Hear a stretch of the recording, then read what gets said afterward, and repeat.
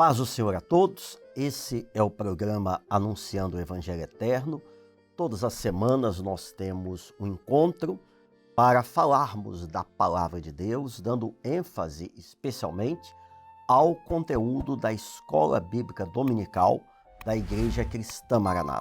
Escola Bíblica esta que você pode acompanhar todos os domingos às 10 horas da manhã em qualquer uma das nossas igrejas, ou pelo canal no YouTube, do nosso canal no YouTube, ou ainda pela TV Manaim. Se você estiver nos assistindo agora pelo YouTube, não deixe de compartilhar este conteúdo, de dar o seu like, o seu gostei e também de fazer comentários. Isso nos ajuda muito na divulgação do Evangelho e do conteúdo. Eu estou aqui com o pastor Jerônimo Silva, pastor Júlio Filgueiras e o pastor Douglas Spangero, a quem saúdo vocês três com a paz do Senhor Jesus. Amém. Pastores, a todos Amém. que nos acompanham. Paz do Senhor a todos. Amém. Travou quando eu fui falar seu nome, Douglas. Eu acho que é a emoção, né? Saudade. Mas glórias ao nome Muito do Senhor. bom. Nós temos como tema hoje a continuação do assunto da carta à igreja de Tiatira. Nas duas últimas semanas, nós tivemos uma interrupção naquela sequência por conta do Trombetas e Festas, de toda a repercussão desse evento marcante que a Igreja Cristã Maranata realizou, mas hoje retomaremos o assunto na sequência profética que temos utilizado. Eu gostaria, Douglas, que você fizesse uma introdução falando da importância de nós estudarmos as 7 cartas do Apocalipse, as 7 cartas dirigidas às 7 igrejas da Ásia. Pastor Sérgio e aqueles que nos acompanham, é importante lembrarmos que o estudo que nós fazemos da Palavra de Deus não é simplesmente uma análise pela ótica histórica. A Bíblia é maravilhosa em si mesma, na sua história, na sua geografia, em tudo que ela traz como um livro. Mas o nosso estudo, ele é principalmente profético, é uma análise profética do quê? Da história da igreja. Quando nós olhamos as 7 cartas do Apocalipse, nós vamos encontrar ali a história da igreja que começou lá em Pentecostes e que se desenrolou ao longo da história e que está sendo preparada para o seu desfecho, o seu encontro com Jesus. Então, estudar as 7 cartas do Apocalipse é entender o momento que nós estamos vivendo, aonde nós estamos, e compreender os acontecimentos proféticos, que são esses marcadores que nós identificamos na palavra, que nos norteiam para que nós possamos nos posicionar e entender também a origem da nossa fé. Amém. Então, entender e estudar as 7 cartas é compreender todo o plano profético de Deus que Ele estabeleceu para a sua igreja nesta terra. E a compreensão, Jerônimo, desse plano profético nos ajuda em muitos aspectos. Por exemplo, nos situa qual é a fase histórica e profética que nós estamos. Também nos mostra todos os avisos e juízos dados na palavra a respeito dos acontecimentos ao longo dos séculos e mais, traz um alerta para aquele que quer ser salvo em Jesus de como ele deve viver e se comportar. Não é essa uma síntese que a gente pode fazer daquilo que o Douglas disse e que destaca a importância das 7 cartas? Exato, pastor Sérgio, porque quando nós entendemos o momento profético, quando nós entendemos o que aconteceu no cristianismo e por que aconteceu e como aconteceu, e entendemos o que o Espírito Santo está fazendo neste momento, a igreja, ela é mestra. A igreja fiel é mestra, ou seja, o mundo, as pessoas se alinham pela igreja, ela faz a diferença. Então, quando o crente, o servo, ele entende, ele pode dizer ao mundo, ele pode alertar as pessoas a respeito do momento profético. Quando o Senhor Jesus quis saber do que os homens pensavam a respeito dele, ele não perguntou aos homens. Ele perguntou a quem? Aos discípulos. Amém. Ele perguntou: o que dizem os homens a respeito do Filho do Homem? Ou seja, o que o mundo pensa a meu respeito? Mas perguntando àqueles que com ele viviam. Que com ele viviam. Ou seja, Jesus estava mostrando que os seus discípulos precisavam entender o momento profético que eles estavam vivendo e o que estava acontecendo ao redor deles. E é o que a igreja agora precisa entender. E pelo Espírito Santo, pela revelação, pelas profecias que se cumprem, a igreja entende o momento profético e também entende o que o mundo está passando. E a igreja tem uma mensagem a dirigir ao mundo, que é a mensagem do Espírito Santo. Jesus vai voltar. Amém. Inclusive nessa passagem, Júlio, citada pelo Jerônimo, a resposta dada por Pedro não foi da imaginação, da conclusão racional dele, mas foi uma revelação. Resume para a gente como é que se deu essa resposta de Pedro. Quando Pedro responde ao Senhor Jesus, dizendo: tu és o Cristo, o Filho do Deus vivo, o Senhor Jesus ele deixou muito claro que aquela resposta não foi fruto da mente de Pedro, não foi fruto do raciocínio nem da inteligência de Pedro. Ou seja, essa resposta não era uma resposta filosófica, não era uma resposta teológica, ele não chegou a uma conclusão humana, foi uma revelação de Deus. Isso nos ensina sobre a salvação. A salvação é uma revelação de Deus para o homem. A salvação é quando um mistério se revela e o homem pode confessar que Jesus é o Senhor. Esse é o grande segredo que a igreja agora tem pregado para o mundo. Nós não estamos pregando uma religião, uma placa de uma igreja, um grande líder. Nós queremos que você conheça o mistério, a revelação Amém. do Espírito Santo, e isso vai sim transformar o coração daquele que crê em Jesus. Até porque o cristianismo que está aí no mundo, que se tornou lamentavelmente e de forma majoritária uma sigla, um nome de efeito, ele se afastou do profético, ele deixou o compromisso com a palavra, e aqueles que estão seguindo, ou seja, estão nesse barco, estão indo ao naufrágio, não é? Diferentemente do Evangelho, que é uma revelação do Espírito Santo que apresenta o Senhor Jesus e o revela. Esse é o Evangelho que salva, que transforma, que muda a história, Glória a Deus. que muda todo o futuro de uma pessoa, Aleluia. que muda o presente de uma família. Quantas famílias chegam nos nossos dias de uma forma e têm um encontro com o Evangelho transformador, com Jesus revelado, e a família que estava potencialmente destruída é restaurada pelo poder de Deus. Glória a Deus. Bem, nós tínhamos estudado Éfeso, não é isso? Esmirna, Pérgamo, e agora estamos na quarta carta, que é Tiatira. Eu vou pedir que seja projetado o texto que está em Apocalipse 2:20, que abre aqui a parte da carta à igreja de Tiatira, dizendo: tenho contra ti o tolerares que Jezabel, mulher que se diz profetiza, ensine e engane os meus servos para que se prostituam como um dos sacrifícios da idolatria.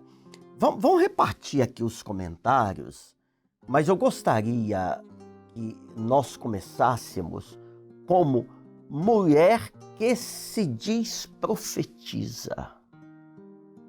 Tem um texto, o Senhor Jesus disse assim: nem todo que diz Senhor, Senhor entrará no reino dos céus. Nem todo que se apresenta com uma roupagem de profeta é profeta. Exatamente. E em contraponto a esse título, que ela se denominava profetisa, nós sabemos, como igreja fiel, que o testemunho de Jesus Cristo é o espírito de profecia. Amém. E não Jezabel, aqui na figura da igreja infiel. Como já falamos em outros programas, né? Quando alguém é levantado profeta, é o Senhor quem o coloca naquela posição. Aqui ela toma para si o título, ou seja, mostrando que a partir desse momento profético, aqui da carta à igreja de Tiatira, aquela igreja, ela abandona o profético, ela abandona o governo do Espírito Santo, para que ela possa governar, ou seja, ela estava dizendo que agora as informações, a direção estaria com ela. Ela era a profetisa, simbolizando essa igreja infiel que passou a abandonar o governo do Espírito Santo, né, Júlio? Essa linguagem, inclusive, né, pastor Douglas, usando esse nome Jezabel, que faz referência a Jezabel lá no Antigo Testamento, foi exatamente Elias, né, na época do Reis, profeta né? Elias, do rei Acabe. Ela era esposa do rei Acabe. Foi exatamente isso que ela fez, porque ela matou os profetas do Senhor e trouxe os profetas de Baal. Ou seja, que profecia era essa? Não eram as profecias do Senhor. Profetas do maligno. Do maligno, os profetas de Baal, que era um deus pagão naquela época, que fez o Israel tropeçar e trouxe a idolatria para dentro de Israel. Ou seja, essa figura aqui de Jezabel é exatamente espiritualmente perfeita para ilustrar o que Não a é por igreja... acaso que ele é mencionado Não, aqui, né? ela cometeu esses atos. Ela trouxe os profetas de Baal, ela matou os profetas do Senhor, ela trouxe o culto a Baal para dentro de Israel, ela trouxe a idolatria e a prostituição. Por quê? Porque fazendo isso, o verdadeiro amor, o grande amor foi traído, que é o amor de Deus. Amém. Quando a igreja de Tiatira aceita tudo isso, ela está rejeitando o grande amor que é Jesus, o noivo, o esposo, que a igreja em breve, a igreja fiel, em breve vai conhecer na eternidade, vai estar com ele. E o Senhor não aceita, não admite, no sentido da glória, um outro que não seja Ele próprio. Não existe um outro amor. Não, eu amo Jesus, mas eu também, aquele que morreu, aquele líder, não está falando do amor entre pessoas, entre familiares, obviamente não. Está falando da glória. A glória pertence somente ao Senhor. Agora, o Jerônimo diz aqui a tolerância ou a permissividade ao espírito de Jezabel. Então, isso a palavra diz: tenho contra ti a tolerância, ou seja, permitir que aquilo que Jezabel fez no passado aconteça. Como é que a gente vê isto hoje nos nossos dias? Bom, nós vemos primeiro que muitos lugares estão aceitando essa profecia que não é de Deus, que não é do Espírito Santo. Muitos estão enveredando por um caminho de engano, de ensinos enganosos, de ensinos pervertidos, ou seja, estão aceitando. E é interessante quando a gente fala de oposição, pastor Sérgio, companheiros, nós sempre pensamos em uma questão de dificuldade, mas a igreja ela também tem que ser oposição. Amém. A igreja tem que se opor ao mundo. Amém. Nós não podemos nos Glória a conformar com os ensinos de Jezabel. Nós não podemos nos conformar com as falsas profecias. Não, a igreja, o Trombetas e Festas, nos mostrou que a igreja fiel, ela tem uma mensagem. Ela não pode se conformar que o mundo vai de mal a pior. Ela não pode se conformar que a fé virou uma fé histórica. Não, ela se coloca como atalaia e ela diz a verdade.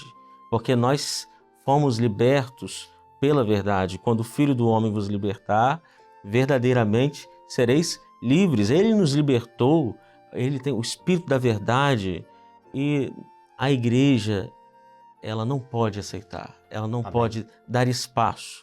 Por isso que em tempo e fora de tempo temos que falar de Cristo.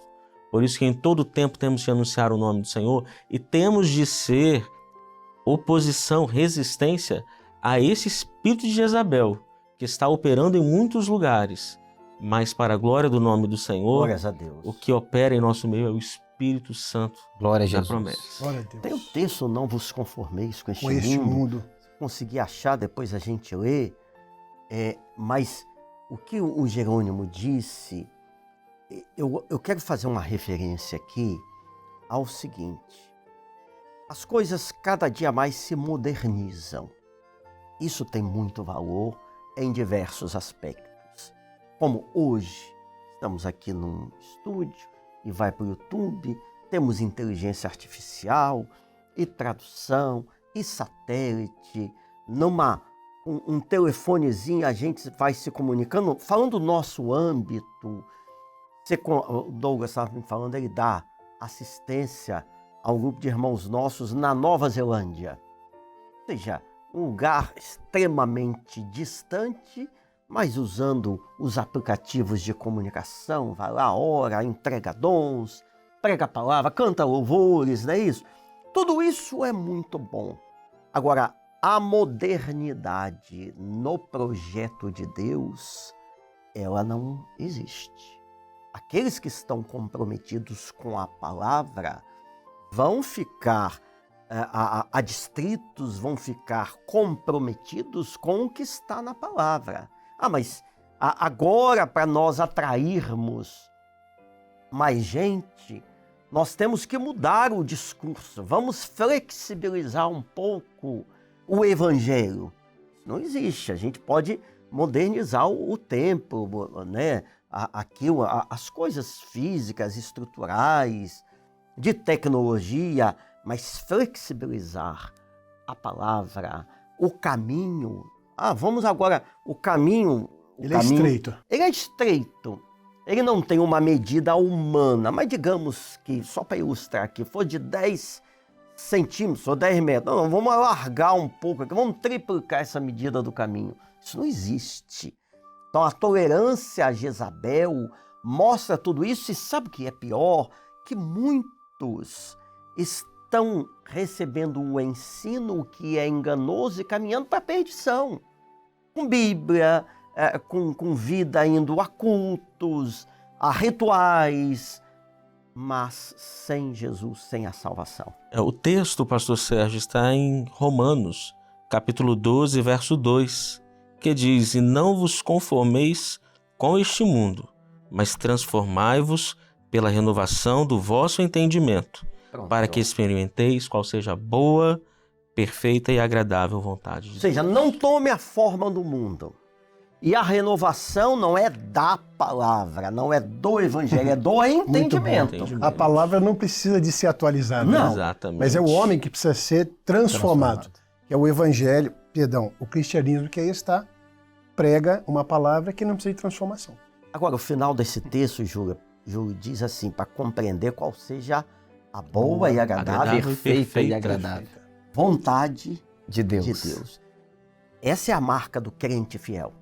Ele vive debaixo da vontade de Deus. O apóstolo Paulo disse: "Não mais vivo eu, mas Cristo vive em mim." Ou seja, a nossa vontade agora está submetida à vontade do Espírito Santo na nossa vida. Jesus falou para Pedro: "Pedro, você vai ser levado para onde você não quer ir. Você vai ser cingido para até mesmo morrer pelo meu nome." Então, quando o homem se entrega a Jesus, ele não é mais dirigido pelo seu próprio coração.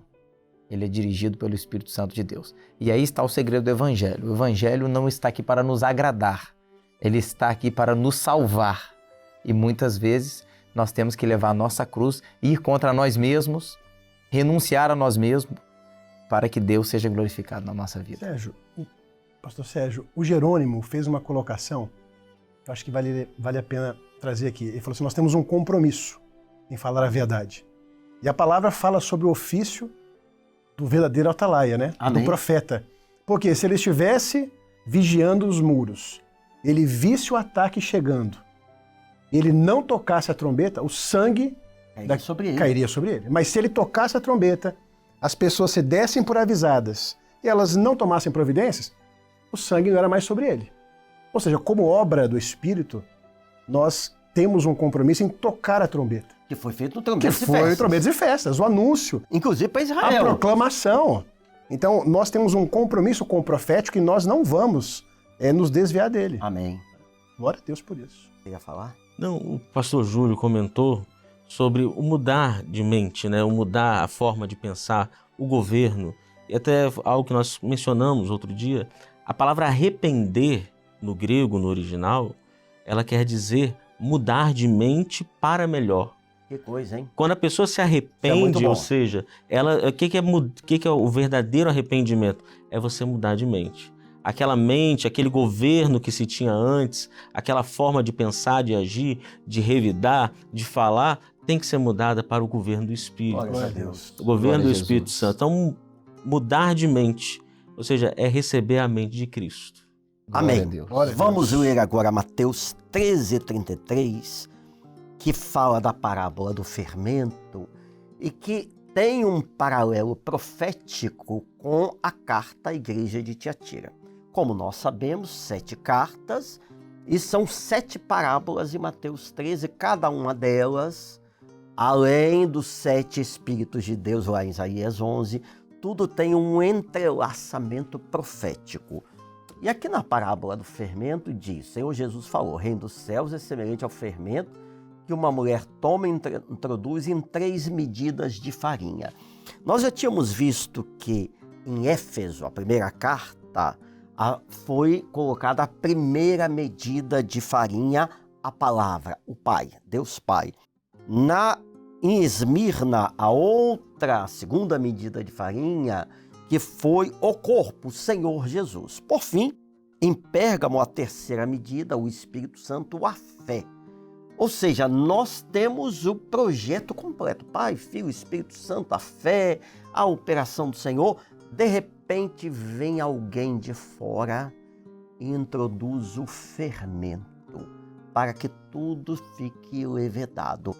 Qual é a aplicação que nós podemos ter? Começar com você, Jerônimo.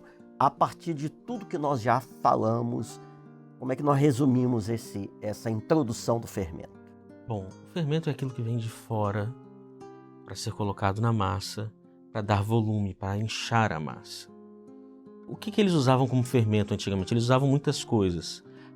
Fermentar o que? Era colocar algum ingrediente para trazer ali a fermentação. Então eles podiam colocar água, ovo, leite. Eram diversos ingredientes para fazer um fermento.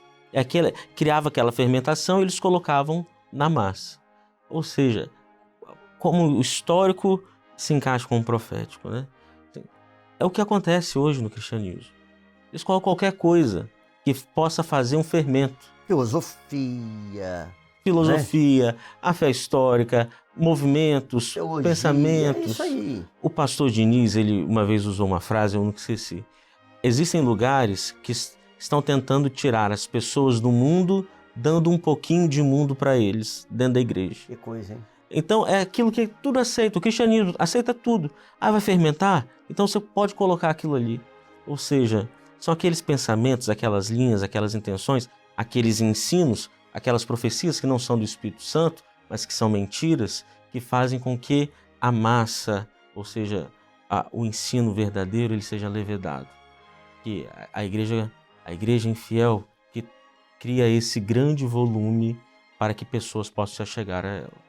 Agora, a igreja fiel precisa se guardar disso, Júlio, porque o Jerônimo falou da fermentação da massa, mas quando e isso é um dos temas da escola bíblica desta semana, existe um tipo de fermentação que não é a do trigo, não é a da massa, e ela é benéfica. Quer falar um pouquinho sobre ela? Sem dúvida. Uma das perguntas lá da nossa escola bíblica dominical é a fermentação que está aqui na parábola, que a mulher adiciona esse fermento, ou seja, ele vem de fora para dentro e leveda toda a massa. Ela acaba por destruir um projeto que estava à disposição do homem, que é o projeto da salvação, o Pai, o Filho e o Espírito Santo. Mas existe uma outra fermentação, que é o fermento do vinho. O fermento do vinho é uma fermentação natural. As uvas são pisadas, o mosto ali é tirado, que é o suco inicialmente da uva, e ele vai se transformar em vinho. Quando? Geralmente eles colocavam nos odres, Jesus usa até essa história dos odres novos, né? Não se pode colocar o vinho novo em odres velhos. Por quê? Se o odre velho já sofreu uma fermentação de vinho nele, ele já se dilatou, e você põe um vinho novo, ele ia dilatar mais ainda e ia romper. Então, você precisa de um odre novo, que era uma bolsa de couro feita com pele de animais. O vinho ia ser fermentado ali no interior e ia haver uma dilatação. Mas nada foi inserido ali naquele vinho. era natural, ou seja, isso acontece em nós. De dentro para fora. Quando nós recebemos o Espírito Santo, é de dentro para fora.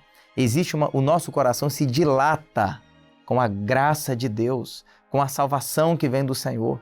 Não é com a palavra persuasiva de um pastor, não é a lavagem cerebral de uma religião, não é nada de fora para dentro. O Espírito Santo te visita, te batiza com o Espírito Santo, com o poder de Deus, com fogo, e agora o seu coração vai se dilatar. Vai sim acontecer uma transformação na sua vida. As coisas vão mudar para melhor. Glória a Deus. Você vai ser sim agora um mensageiro da palavra de Deus, mas há algo que aconteceu no seu interior. O Espírito Santo que age no nosso interior, no nosso coração. Até porque quem convence o homem do pecado, do juízo e da justiça é o Espírito Santo. Quem está em Cristo Jesus, nova criatura é. Agora, tem um texto, Mateus 16, 11 e 12, que é uma recomendação importantíssima. Como não compreendestes, que não vos falei a respeito do pão, mas que vos guardasseis do fermento dos fariseus e saduceus, se guardassem da doutrina dos fariseus. Então, tudo que nós falamos aqui, eu creio que nós podemos resumir nisso.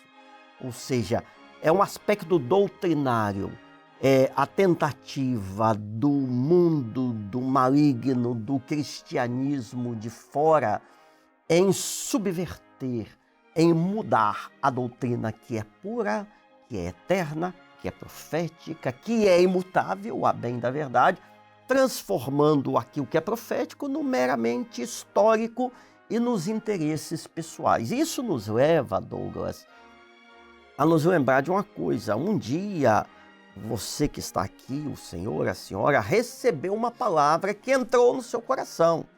Foi fervendo o vinho, começou a agir de dentro para fora e mudar a sua vida. Mas nós não podemos ficar só nisso, porque aquilo foi um ato.